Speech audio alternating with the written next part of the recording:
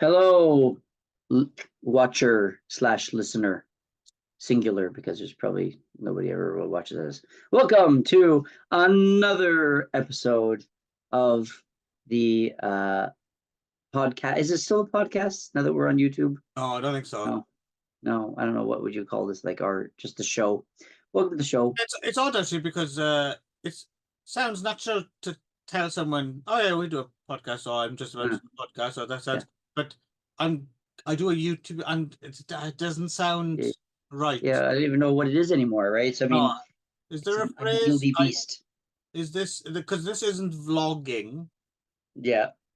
It's we're YouTubers, I guess now, right? So yeah, but you don't want to be identified as yeah, one. yeah. Right? They're a bunch of assholes. They are. Yeah, and also we don't get any money. So there's another thing that sets us apart. Yeah, right. Anyway, here's our truly elite YouTuber mix. Fuck all. Yeah. Yeah. So yeah. Anyway, here's our show. Our thing. It's defines definition. It defines definition. No, it defies. So that's where I was going. Defies definition. Although I do quite like it defines definition. Defines definition. What is actually? I never thought about that. You should look up how would you define the word definition? It's that's interesting. That'd be clever. Yeah, clever. Anyway, it defies definition. This is one of our great openings of all time, I think. Smooth as the dump you just had. Right. So yes, we talk about movies, and we have a slight connective thread or tissue to lead us from movie to movie, which usually brings us, and we have our own types of reactions, and usually results in quite very different movies, despite the fact that we're all reacting to the same source material. Yeah. So, oh, by the way, I guess we should say it's called Magic Morning Wood. Do we need to say that? Yeah, Magic Morning Wood. Yeah. Okay.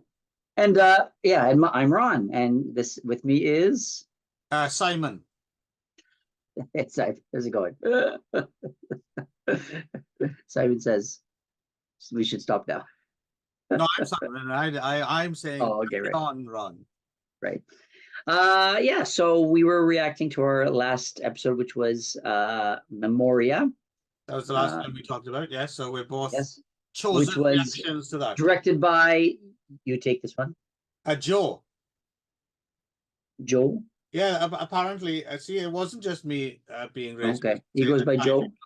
Typing like long names. Yeah, he likes to be referred to as Joe because no one could remember his name. Okay. The first bit is Apachak, right? That's easy to remember. Apachak, but it's the Siarang Thilak, that bit. But apparently, you can call him Joe. So Joe.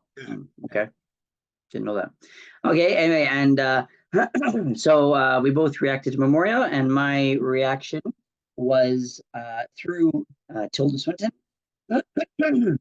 a movie from the year 2000 called Possible Worlds, which was a first watch for you, Clive? I had never heard of this film. Right. I had a feeling that maybe I was finding new ground for you. Yeah, and so starring Tilda Swinton and Tom McCamus and Sean McCann and Rick Miller, some other people like that, and based on the play by John Mighton, and adapted and directed by Robert Lepage, who is so actually I have a bit of a backstory with this, not this movie, but with this kind of play actually. Okay, I was wondering if there was a bit more to the selection than just it's a Tilda Swinton film.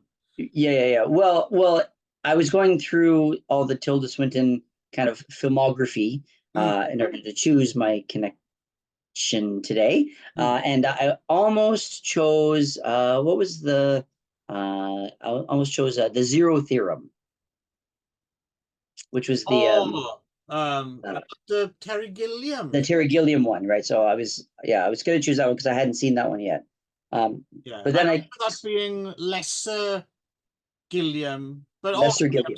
kind of worth watching. But Yeah. remember there's some extremely sexy actress in it, like wearing very revealing, but it's not someone famous. It's someone a bit of a Gilliam discovery. That's all I remember about Zero Theorem was it Okay. was middling Gilliam, but quite sexy, and that's about all. I don't even remember what the plot was, to be honest with you. Yeah.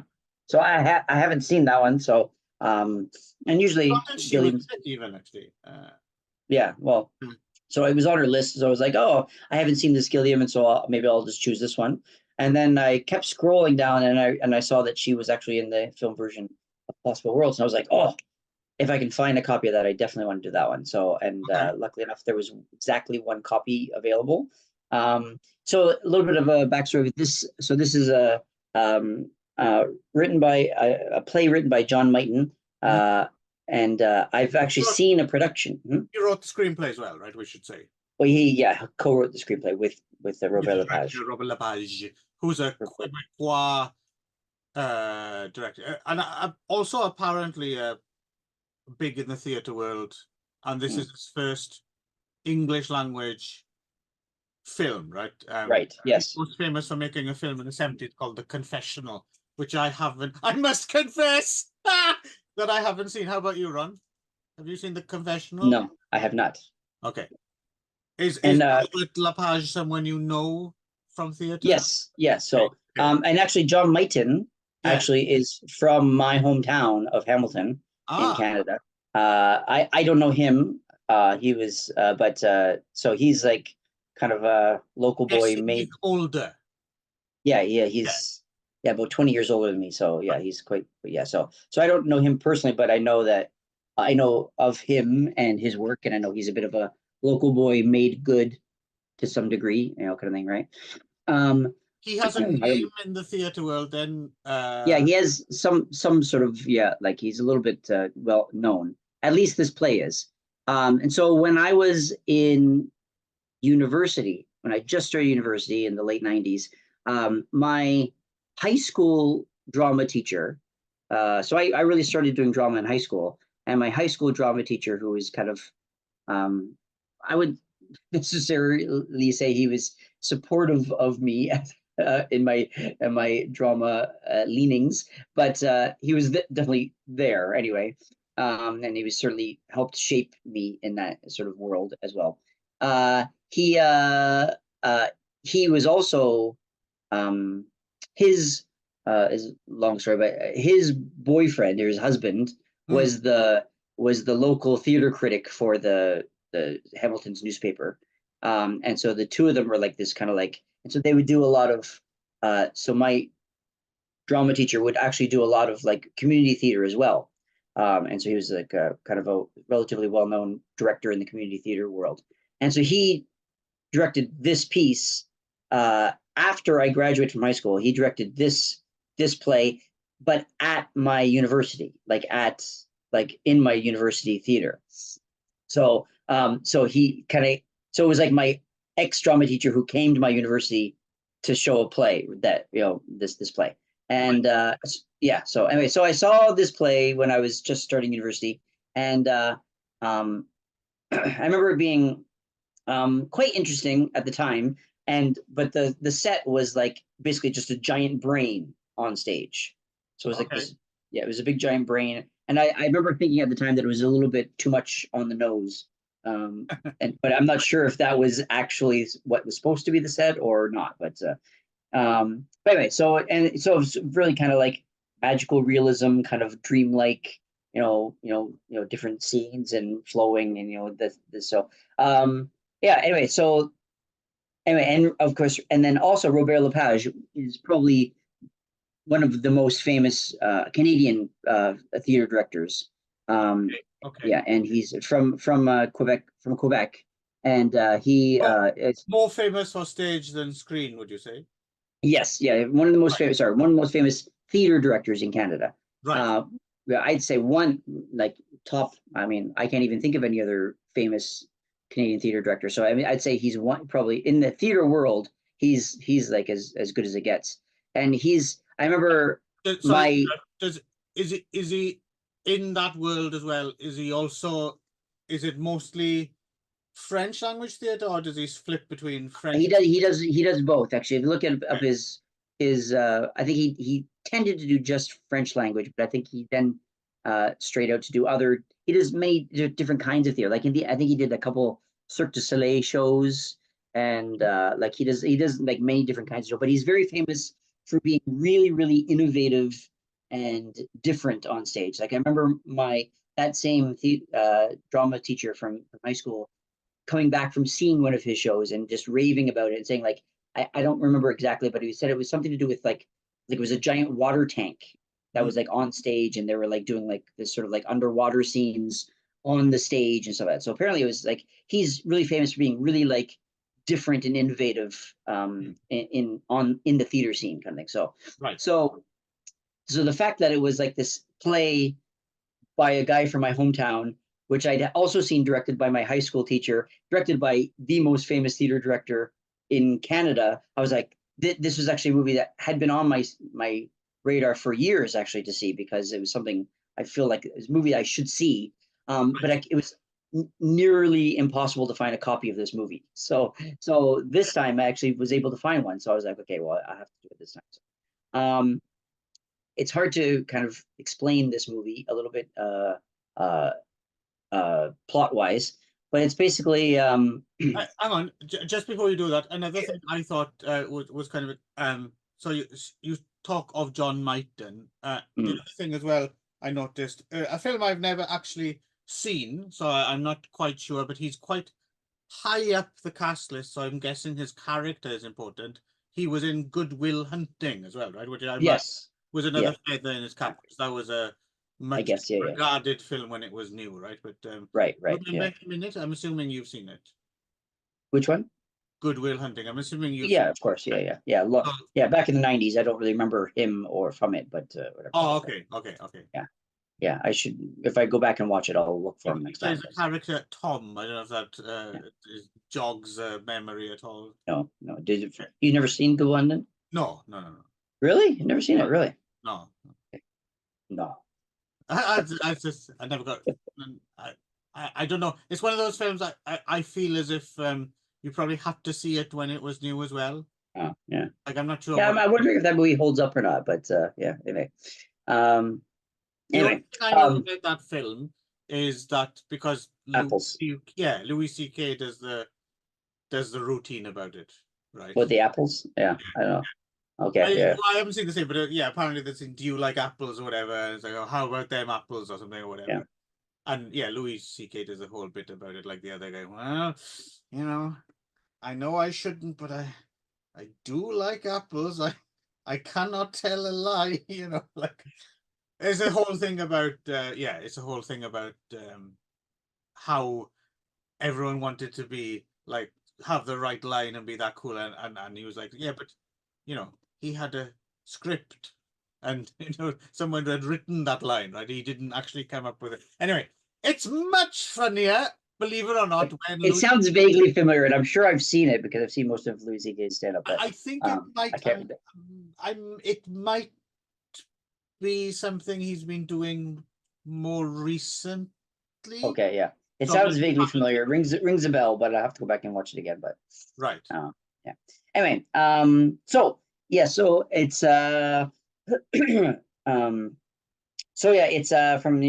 from 2000, and starring Tilda's, as I said, the Tilda is, and Tom McKemis are the kind of the main characters, and it's how would you explain the plot of this movie? Is it set in Canada, do you think? I think it's sort of like a not particular anywhere. It's like an anywhere kind of place. Okay, because it was filmed in Canada. It was filmed in Quebec, but so obviously Tilda Swinton's not doing her natural accent, but I couldn't tell with Canadian actors. I couldn't tell if they were just doing their regular Canadian accents or if they were trying to sound a bit American. Did they just sound regularly Canadian to you? I don't know. I didn't really notice. Yeah, I think I didn't really notice what the accent was. I did notice that Tilda was doing something with her Well, yeah, accent. she's clearly not. Yeah, she's not Clearly not doing her normal, Well, but everyone else was just sort of like a. Yeah, yeah, I think they were trying to maybe flatten out their accent, or they were just doing maybe they were just doing regular accents. I don't know. I didn't really I know. was just wondering if just because as well, I think is it maybe the guy who plays the Inspector, Sean McCann? Is it him? Isn't he a French language actor some of the time? Or it was an interesting because I couldn't because a lot of the dialogue is very kind of stilted and contrived and I don't different. think so. I think Did, Sean McCann mostly did English films. I think okay. I thought I saw someone he's anyway in the cast. he's from Windsor, so he's no, I Oh, don't okay. think so. Anyway, so but that it wasn't that wasn't a thing. That wasn't you I did. don't think so. I Okay. mean, yeah. So did the accent sound strange to you?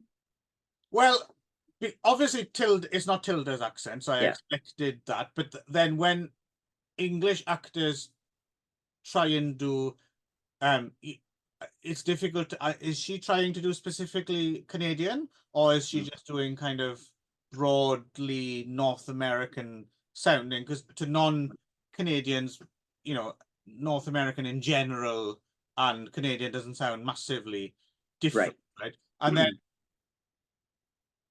then if it's set somewhere, I was thinking, well, maybe because I think it's because the line delivery, everything's a bit, off. Everything's, you can tell it's from a theatrical.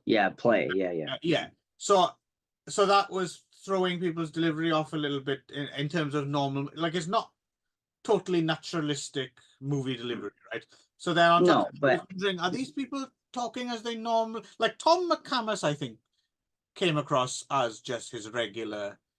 He comes across the most like comfortable in this.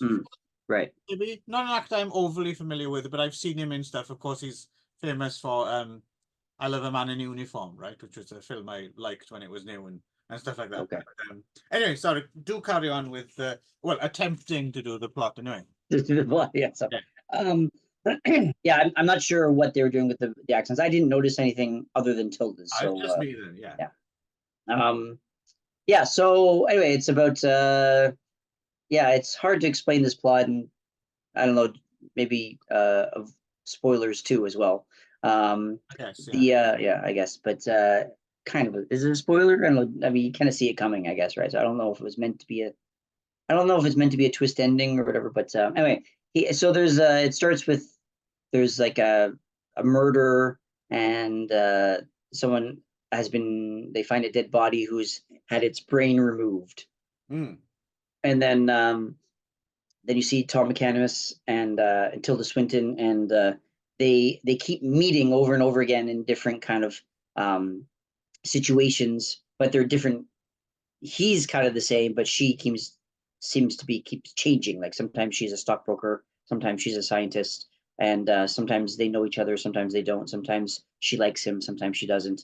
And there's a sort of different kind of relationships and settings where they meet and talk to each other.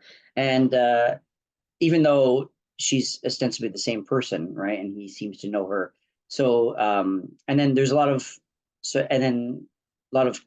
philosophical talking, I guess, whatever. So a lot of the dialogue has to do with like kind of esoteric philosophy, where they're kind of talking about those types of things and the idea of, I guess, it's sort of like the philosophy version of the multiverse, the MCU's multiverse, right? Talking about like, that every choice you make creates another possible timeline or possible world, I guess, where something else happens, where something small happens here that changes something else there and becomes a different thing, right? Different timeline. So it's showing him kind of navigating these, and so it's almost a series of small vignettes where it's like another scene with a different situation, and it's sort of bookended, or not bookended, but kind of parsed out with different scenes of like these cops trying to solve these murders, and the cop goes and talks to a scientist and gets like a rat brain that's being kept alive in a jar with like this kind of like bubbles and stuff, and worth noting as well that the inspector character keeps ragging on his younger subordinate about how stupid he is. But I don't remember the subordinate being particularly. I don't remember him doing anything.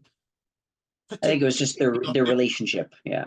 No, but do you know what I mean? It's like usually when you have that kind of dynamic, the slightly stupid character acts slightly stupid every now and again, or says something or whatever. But I just felt, poor guy, he's just doing it like not once did he actually do anything really ridiculous or ask a stupid question, as far as I could tell. Yeah, I got the impression that it was just sort of like their relationship, and he's just sort of like the older, kind of jaded inspector who's like, fucking rookie, kind of thing, right? And just I know what you were getting. Gives him a hard time, so they forgot to get the rookie to do anything rookie-ish. But I didn't think that was. I think that was kind of the point, was that he didn't really do anything rookie-ish, but that's just the inspector's kind of attitude all the time, even if he doesn't do anything. So anyway. Okay.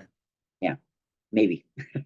And anyway, so then they go through, and of course it turns out at the end that the guy who's, well, of course that the guy who was killed and had his brain removed is Tom McManus's character, because it's the same George Barber, so his name is repeated many times, so you know that it's the same guy, but you're not sure if it. I guess you're not supposed to not be sure if it's like a flashback or whatever, but.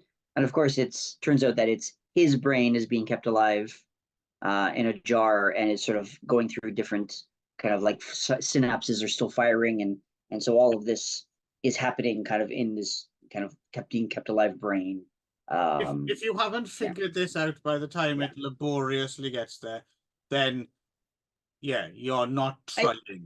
I don't think it was meant to be like a twist. No, I mean, because it's pretty like. Yeah, it's pretty well like explained throughout the thing, but exactly. they kind of set it up almost like it's a twist at the end, but I don't think it was really meant to be a twist, because But again, that's another misstep.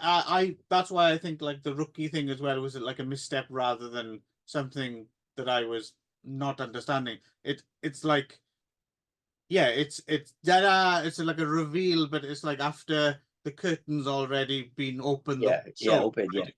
Right. So, plus, as well, you said in the stage play, you said there's a big fucking brain. Brain on the stage, which is why I don't really think it was meant to be a reveal, right? So that way, and it does make you think, well, I know that. So that's an odd choice, right? To have done that. Right. Yeah. So, but I mean, it might just be the limitation of the script itself, right? Of the play, right? So, So anyway, what'd you make of Possible Worlds? I'm guessing you didn't like it that much, but no. It started promisingly, like the scene where they find the body and the brain, and they get the top of the head out from under the sofa, and that was promisingly comical. Like, I quite liked that. I thought, oh, this might be interesting, and it's a film I've never heard of, and I thought, oh, maybe Ron's dug up a gem here. And then you're introduced to, the George character introducing himself to Tilda in the cafeteria scene, and that's okay. Like, okay, I'm not bored yet. I'm not annoyed. This is, slightly intriguing. These slightly different characters, and then it starts showing them again and again, meeting and or carrying on a relationship under different circumstances, and it immediately lost me, because like you said, it's so on, like from the beginning they're almost like, do you believe in parallel worlds or different, it's like straight away what territory you're in. You almost want like Rod Serling to come in and go, in a world. But the thing is, if it was a Twilight Zone thing, it would have played in that way, like you weren't sure, and it was a reveal, and it was like that kind of thing. But in this case, it's like, we're telling you straight away that you're going to more or less be seeing variations on the same character or whatever, right? Okay, but then they just present you with, and here's one version, and there's that version, and there's that version, right? And none of the versions are like in one they argue a bit, and another one they're lovers, and another one. The only section. Oh yeah, that was the only other bit I liked. The only section that kind of went somewhere different and presented you something really weird was when they went to that world where people only say slab, block, and hilarious. Oh yeah. While like moving some like I like that section because I was like, what the fuck? Like that's interesting. They've gone somewhere interesting there. And then you just went back to a variation on Tilda Swinton and Tom McCamus either getting on or not getting on. And it was odd because the slab block hilarious showed that they had a bit of imagination. Like it's like you here is the whole spectrum of what is possible, but we're only going to show you like the most boring bits that are really close to one another. Right. But then every now and again they did the slab block, and I thought, oh, that's interesting. They can do that, but they choose not to do that. And then so the Swinton McCamus story or stories, I mean, it's not that interesting because they tell you from the beginning they're going to show you different versions of it. And so nothing surprised me, which is fine, but at the same time nothing delighted me or nothing like I'm not quite sure how does it stack up, because I was trying to figure out, is this how the play played out? Is this a fairly I mean, version it has been probably 30 years since I've seen this play, so it's been a while. So but from my memory, it was quite similar to this, but I think it sort of plays out. I mean, the scenes are more kind of like,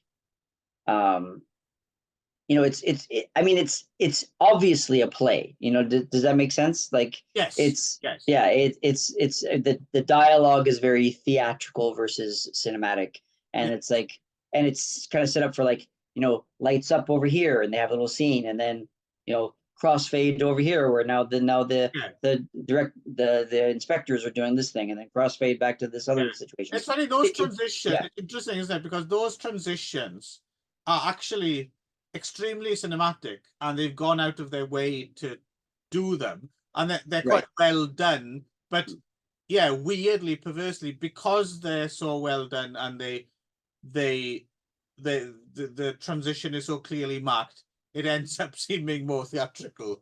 Right. Yeah. Ironically. So I found myself most of this movie, interestingly, it's like a game I play with myself now, where like I try to figure out, what does Clive think of this movie? I try to guess if you're gonna like it or not. Right. And so I thought maybe you would have gone on a little better with it, but then you did. Oh, really? But what did you make of it? I mean, what do you see what I'm saying, or are you coming in? Yeah, I totally see what you're saying. Yeah. I didn't bother me as much that they weren't showing more. I mean, it was really about their relationship and about his. I mean, ultimately, it's about his brain having been removed, and then thinking about his wife, and and sort of like the whatever the limitations of the human brain are in terms of the different ways he could have met his wife, or whatever, exploring the imagination of him and his wife. And it was really about them rather than about whatever else could happen. Yeah. Right? So I suppose that might be my problem with it, and this might be at the sources. So it posits a lot of potentially interesting philosophical and metaphysical thoughts, which are interesting, but then ends up being incredibly solipsistic because he's just thinking about him and his relationship with his wife. Yeah. Like there's whole other, he doesn't go anywhere. So that always strikes me as weird, is when people get into areas which are, it's not about you, motherfucker. That's the whole point. But they make it all about them. I find that slightly problematic, I guess. Right. Yeah. I think I got on with it a little better than you did. I also, was really specifically looking for Robert Lepage's kind of stamp on it. And you definitely could see it. Like there's a really interesting. I mean, it could have been a really kind of bland, kind of nothing Canadian, low budget Canadian movie, but I think he as a director was really trying to make something different with it. Yeah, Some of it the is quite well done. transit you can really see his stamp on it. Like some of the transitions, just like one off the top of my head was, they're following like a black table, and there's a lot of like water. Yeah, Yeah, yeah. and then there's water, and then it turns into like a solid, desk, and it pans up, and it's like a Yeah. different scene thing. Like those types of things. I thought was you could really see him as a director. Oh yeah, absolutely. They were like doing extreme, something. but in a way, they were almost a victim of how good they were because Right. they jumped out.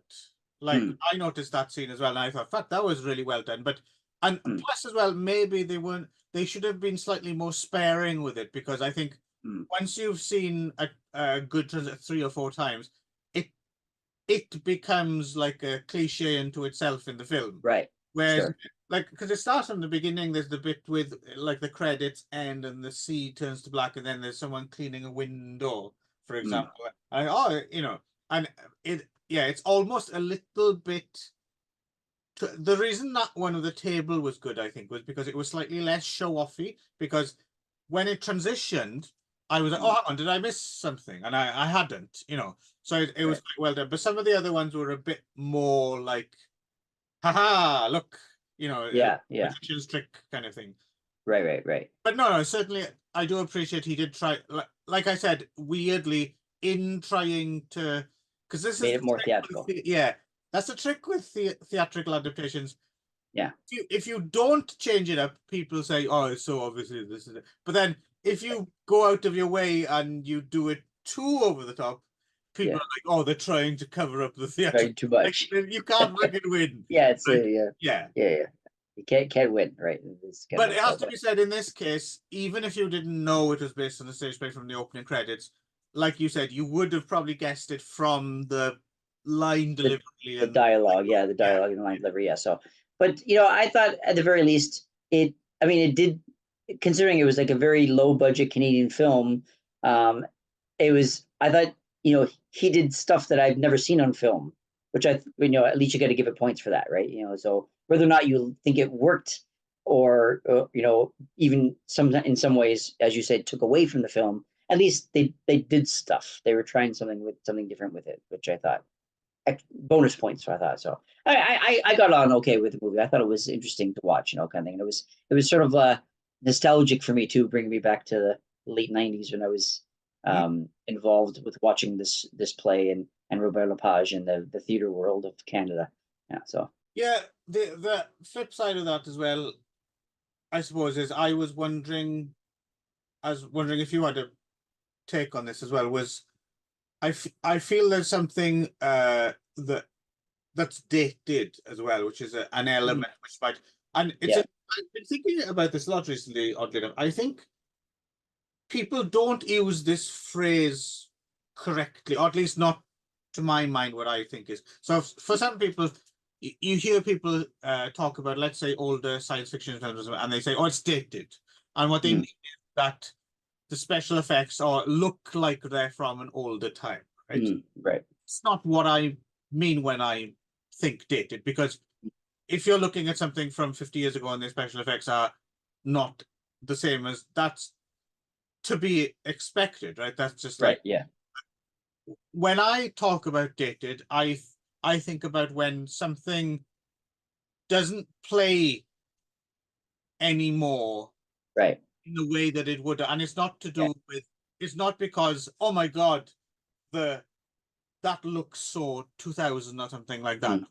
It's something has happened, the zeitgeist has changed, or something around it, where, so it's not that something immediately looks dated or feels dated, or it's just something, other things have changed other than the film, right. And this feels very much like it probably would have played different In the '90s and the early 2000s. Yeah. Do you think so? Yeah, I'd say so. Yeah, as I said, for me, it was almost bringing me back to the late '90s, and it was sort of like, yeah, and it's released in 2000, but probably filmed in 99. So it was really like, yeah, Are it you felt. stealing my shtick, Ron? It is a shtick, is it? Yeah. Get your But own material, man. apples. Um, the yeah, so yeah, but it definitely felt 90s. Yeah. I see what you mean. It's not about the special effects, it's about the context, right? Or it's about Right. so yeah, it felt like the 90s kind of thing. So I don't know, I got on okay with it. I enjoyed kind of watching it. It was a an easy hour and a half watch. I thought it wasn't much of wasn't a slog or anything. Yeah, well, I Quite, suppose that might quite be the short. thing as well. Is it's interesting. You might have hit the nail on the head there. That it's an easy watch, and I'm just wondering if something regarding this kind of these ideas maybe shouldn't be an easy watch. Do you know what I mean? Yeah, Like, sure. should maybe be more challenge. Like, Yeah. I would have preferred to have been made angry by it, I suppose, or annoyed or Uh, something rather than. But it just kind of pootles along, and then it's yeah. finished, and Yeah. oh, It like one thing it kind of reminds me of, is it this is kind of out there, I guess, but what you're talking about is, when I was right around the time that I saw this stage production, mm, I wrote a play myself. It was in my first year of university. I wrote a play for my high school to enter into this kind of like one act play festival. okay, And I wrote a play, and it was about, I decided to make it about like a cult, and mm, it was about this sort of like misunderstood cult, where the cult uh, practiced. I called it egoism at the time, where all the people in the cult believed in themselves as gods, kind of idea, okay, right? And there was like a cult leader, and um and yeah, this is like the early,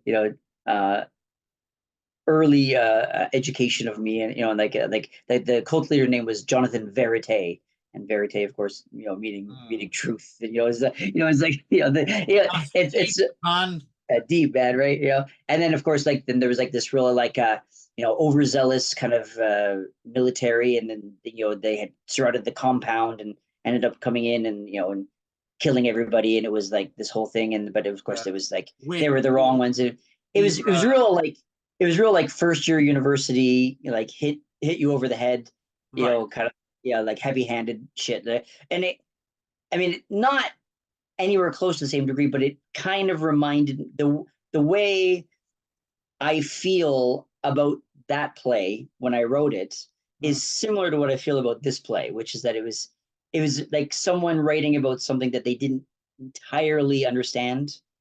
But right, do you know what I mean? Like, I didn't really know that much about cults, but I thought it was kind of an interesting thing to write about at the time. And right, so right. and so I kind of made up this story about cults and stuff like that, and I kind of made it up, whatever. But and it seemed like John Mighton maybe has like a passing interest in philosophy, and had a couple ideas, and said, "Hey, I'm going to write a play about it," kind of thing, right? So, and it's But he's but actually more interested in himself and his yeah, maybe. So it relation. kind of, yeah, it kind of feels like that a little bit, which said it Yeah, was yeah. it was I enjoyed it, whatever, but it definitely didn't go as deep in these subjects as maybe you wanted it to go, or could have gone with like a true philosopher, And you if you didn't will. find it boring.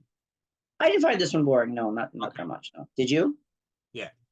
Yeah. Yeah. Oh, really? I mean, after like I said, the initial promise kind of wore off pretty Right. quick. Um, Right. Okay. Unfortunately. I mean, I did have I wanted to like it. This wasn't one of those where, I had my knives sharpened ready. Yeah. Right. And I try not to do that in general because it's unfair but that certainly wasn't I was open to it, but it just yeah, I didn't quite do it. Um, Okay. yeah, there we go. There it is. But, Okay. but thank you for bringing it to my attention because it was something I Yeah. never heard of, and that's always good. I like being introduced to something that I don't. Mm. When I go in totally cold, I had no Right. preconceptions at all, so that's always good. So Cool. thanks for that. Right, so my choice was well, I went slightly more for, so in Memoria, Tilda Swinton's character hears voices and at a certain point employs the help of a musician or a studio technician or a record producer or something to help her out. So I chose a film in which another woman hears voices. She's already dating a musician, but then the musician helps her discover the source of the noises. I think I got away with it. That's about right? It's a Sure. valid link. I was trying to be clever. I could have chosen a Tilda Swinton film or another Joe film, but I thought I'd try and go thematic, I suppose. Right. So I chose the 1982 film Wavelength, which weirdly in some territory, I can't remember, somewhere it's called Alien Terror, which is a very misleading title. I think, I mean, the aliens here are, well, they're the antithesis of terror, right? They're very nice, peaceful, and bald.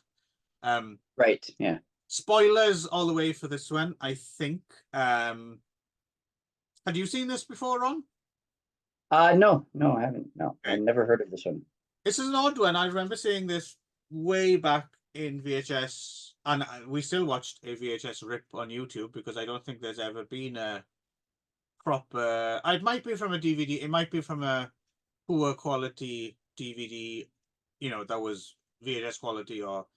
But anyway, it's not a. It's one of those films that is kind of, whether you like it or not, it's such a film ripe for Blu-ray rediscovery, because people love. Yeah, but interestingly, it's never been released on Blu-ray. That's what I was saying. That's why we had to end up watching. Yeah. So it's interesting because this is exactly in the wheelhouse of so many reissue kind of boutique labels, this kind of 80s vibe, right?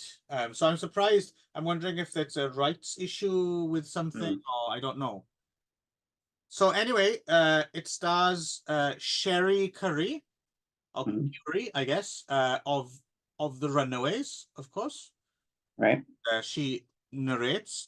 She was also in Parasite the same year as this as well.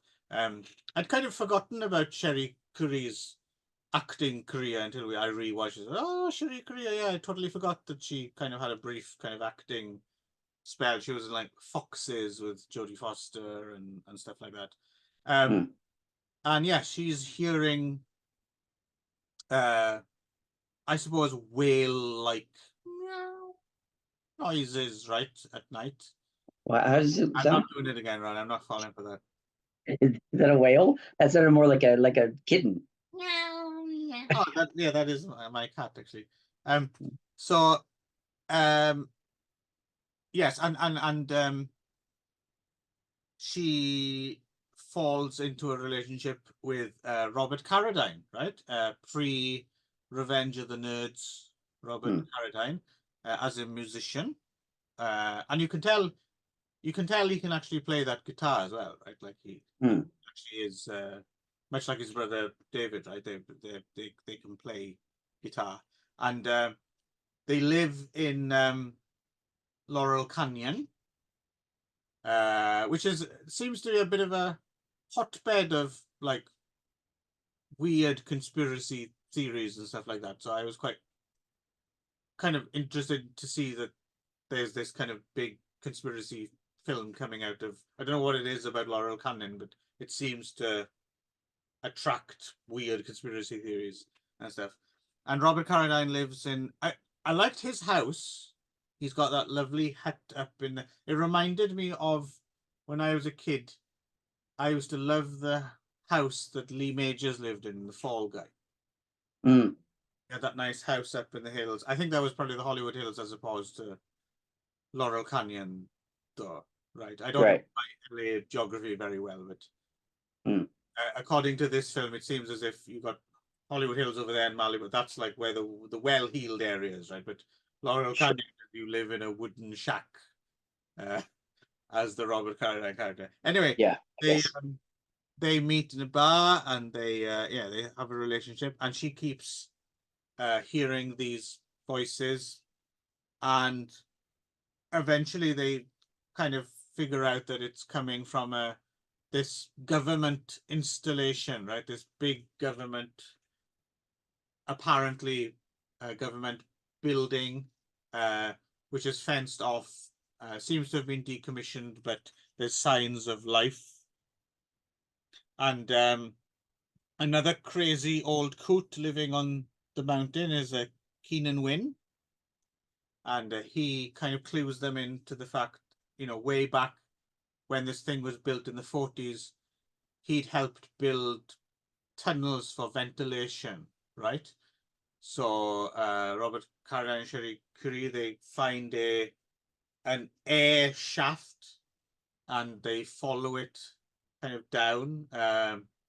It's a bit like it's something a bit kind of Lovecraftian or Richard Sharpshaver about this, going down into the bowels of the earth, and so it's and then the film kind of changes mood a little bit then, I think, because then we discover, oh yes, there is a secret government installation underground, and they've got some aliens in there, which they're keeping frozen because they're frightened of what the aliens might do if they, and Cherie Curie has this telepathic relationship with the aliens who turn out to be some bald kids.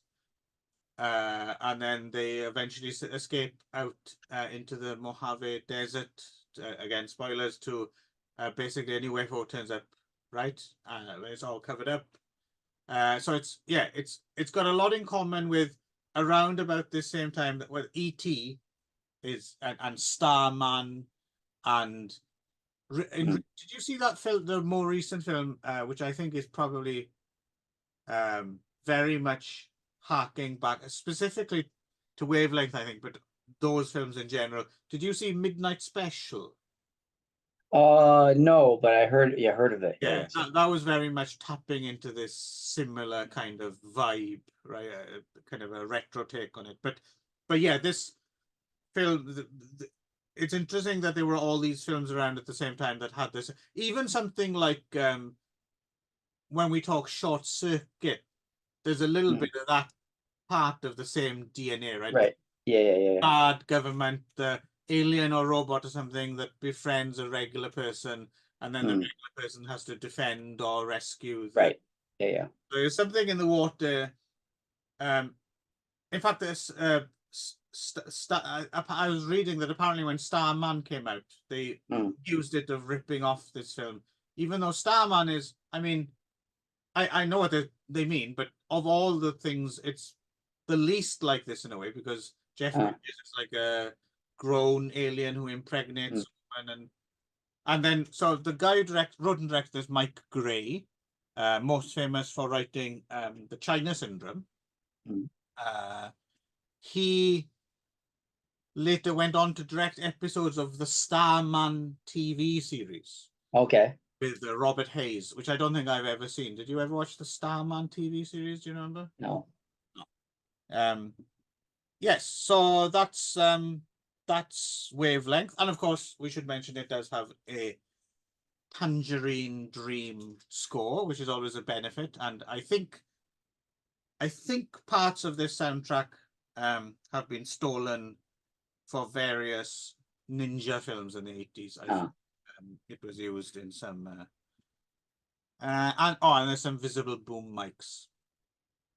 Yeah. Two of those. Right. Obviously towards it's a bit more low budget, this. Yeah, so what did you make of Wavelength on your first watching then? Right? I mean, I'll say this for it. I mean, despite the fact that it's low budget, the production values are quite good. Yes. Despite that it's low budget. I mean, they've obviously spent their money wisely on what they had. That's the way to put and it. And I thought one of the failings for me for these types of movies tend to be the actors, especially with low budget movies. They tend to be like very obviously low budget actors that are sort of like reading off of cue card kind of actors, very wooden and stuff. But I was surprised at how natural the actors were in this movie. I thought the acting style was really. I thought everyone was really like, especially with like low budget scripts. There's a lot of actors don't really know what to do with it or how to make it sound natural. But I felt like several scenes almost felt like they were like recording like a real conversation. So I thought this the cinema verite was quite high for a lot of these kind of, especially like the government scenes and the scientists and yeah, stuff. I think that comes from casting veterans, right? Because a lot of most of the roles are kind of older, so that there's a lot of Right. character actors and stuff. And obviously, Keenan Wynn has been doing this for fucking ever. Right. Yeah. So then the only problem you have is with your young leads, and one of them solved immediately. You got Carradine from like the Carradine dynasty of acting. Of course, He yeah. knows what he's doing. And then they lucked out that Sherry Curie is actually a pretty decent actress. Yeah, pretty decent, yeah.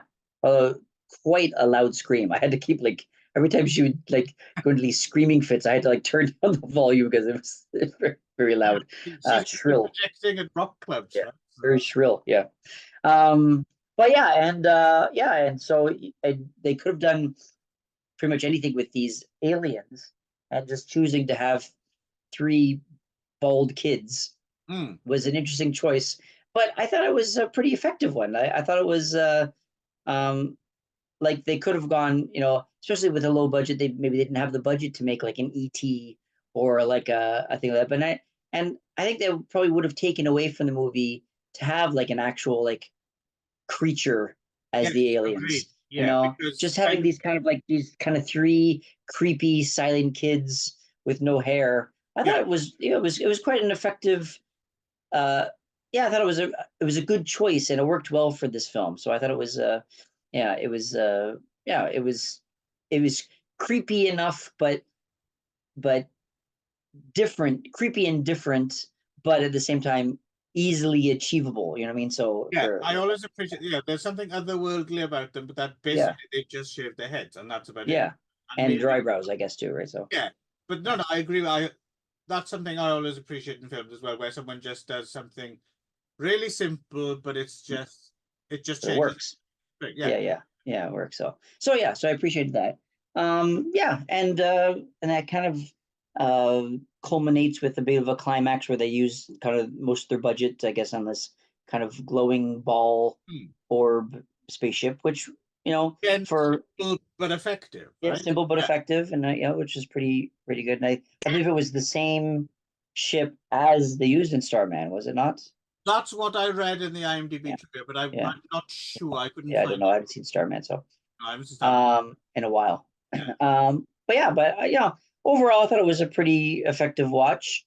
I thought, as usual with these movies, I thought the government, the talking with government officials and the scientists tends to get a little bit long in the tooth and a little bit like, all right, let's get on with the other stuff kind of thing. I get a little bored with that kind of dialogue sometimes, but but generally speaking, it was a decent watch, and as you said, I'm surprised that it hasn't gotten more attention over the years, or certainly even a Blu-ray, release. That surprises me as well, because like I said, I was very curious to come back to this because I remember seeing it years ago and thinking like, oh, it's quite a effective little, like there's something about especially the early scenes, like in the canyon and like when they go down at the air shaft, all that stuff I thought is really quite atmospheric and kind of nicely paranoid,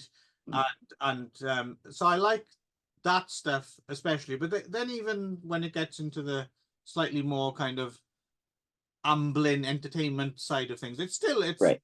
You said the performances are good. It's quite, the characterizations and the little scenes of them hanging out in the desert, and it's all quite well done. It's not overwhelmingly good or classic or anything. It's just, oh, this is a well done. This is a neat film. It was decent. It was it was well done. And why isn't it on? I do wonder why it isn't on, because not just because it's a a decent film that deserves to be on Blu-ray, but specifically because it is of the vintage which hipsters are going fucking nuts for now. It's Right. Yeah. exactly the kind of thing you can imagine there'd suddenly be a 2-disc release and there'd Right. be like an alternative cut and commentaries and Right. Right. the Right. making of Wavelength and and it just doesn't seem to be the case. And I'm wondering if it is. I can't imagine what it would be, but if it's some sort of legal or copyright issue, or I don't know. Yeah, I don't know, but yeah, but it was a decent little watch. It was yeah, it wasn't like a wow, this is great, but it was it was done. I was like, yeah, that was good. It was decent. Yeah, yeah, Sometimes that's what you yeah, want. Is just something. yeah. Yeah. Yeah, it was good. Yeah, for what they were trying to do, I thought they achieved their goal, and I thought it was it was you know surprisingly good for especially what I was expecting. Like these low budget early 80s sci-fi movies can go quite awry sometimes. But I thought they stayed on track and they achieved their goal, and I thought it was a decent little watch. Yeah. I think it's worth highlighting it as well for those of you out there who